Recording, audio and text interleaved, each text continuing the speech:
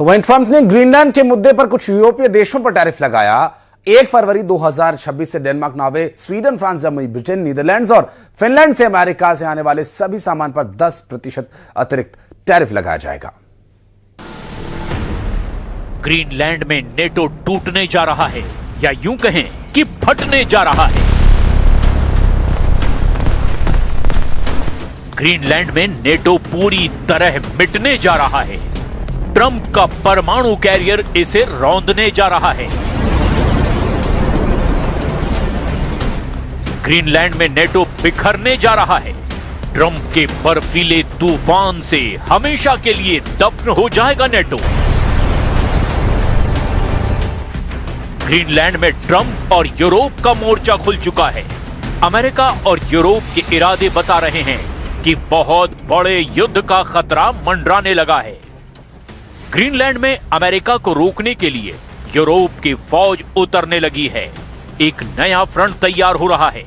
Trump को challenge करने के लिए जर्मनी, फ्रांस अब डेनमार्क का साथ देने को तैयार हो चुके हैं। ग्रीनलैंड को कंट्रोल करने वाले डेनमार्क ने अपने F-35 फाइटर जेट उड़ाने शुरू कर दिए हैं। ये ट्रंप को बताने की कोशिश है कि ग्रीनलैंड पर डकैतों वाली नजर रखने वालों की आंखें फोड़ दी जाएंगी। क्या ग्रीनलैंड पर होने जा रहा है नेटो और अमेरिका का युद्ध, जिसकी शुरुआत करेंगे डोनाल्ड ट्रंप? क्या ग्रीनलैंड बनेगा सबसे बड़ा वॉर जोन, जहां डोनाल्ड ट्रंप को टक्कर देंगे जर्मनी, फ्रांस और पूरा Europe? Well, we're going to see NATO has been dealing with us on Greenland. We need Greenland for national security very badly.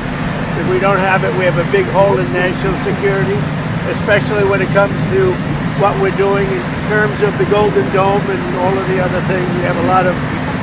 यहाँ Arctic endurance NATO military exercise को युद्ध का एक बड़ा सिग्नल माना जा रहा है। अमेरिका एक बहुत बड़ी पावर है, ये पूरा यूरोप जानता है। लेकिन अब इस टक्कर में नेटो टूटता हुआ नजर आ रहा है और बड़े सवाल भी खड़े कर रहा है। क्या ग्रीनलैंड में होगा विश्व युद्ध, जिसमें टूट जाएगा नेटो? और इस युद्ध का लाल फीता काटने की शुरुआत डोनाल्ड ट्रंप ने कर दी है। क्या ग्रीनलैंड में पूरी तरह तबाह हो जाएगा नेटो, क्योंकि डोनाल्ड ट्रंप ने इस युद्ध की बुनियाद रख दी है? क्या ग्रीनलैंड में नेटो को खत्म करने के लिए अमेरिकी नौसेना इस बर्फीले द्वीप को रौंद डालेगी? We have got the strongest military in the world and it's only getting stronger. And you saw that with Venezuela, you saw that with the attack on Iran, with the knocking out their nuclear capability potentially. So, yeah, we're talking to NATO. Trump की धमकी मिलने के बाद न सिर्फ Denmark घबराया हुआ है, बल्कि यूरोप में खलबली मची हुई है। फ्रांस ने ऐलान कर दिया है कि ग्रीनलैंड को बचाने की जिम्मेदारी यूरोप की है। मैक्रो ने कहा कि ग्रीनलैंड यूरोप का हिस्सा है और इसीलिए इसकी हिफाजत की जाएगी। Au Groenland, territoire autonome du royaume de Danemark, les Européens ont une responsabilité particulière. Car ce territoire appartient à l'Union européenne, car ce territoire est aussi celui d'un de nos alliés de l'OTAN. La France a décidé de se joindre à l'exercice qui a été programmé et lancé. अब Greenland में Europe की फौज पहुंचेगी तो समझ लीजिए कि युद्ध का खतरा तो बना रहेगा। क्या यूरोप के इस मोर्चे से डोनाल्ड ट्रंप डरकर पीछे हट जाएंगे? इस पर उनकी प्रवक्ता ने भी जवाब दिया है। I don't think troops in Europe impact the president's decision-making process, nor does it impact his goal of the acquisition of Greenland at all. इससे पहले भी कई बार ग्रीनलैंड को अमेरिका के कंट्रोल में लाने की बात कर चुके हैं, लेकिन तब यूरोप में इसे लेकर बहुत बड़ा खतरा महसूस नहीं किया गया।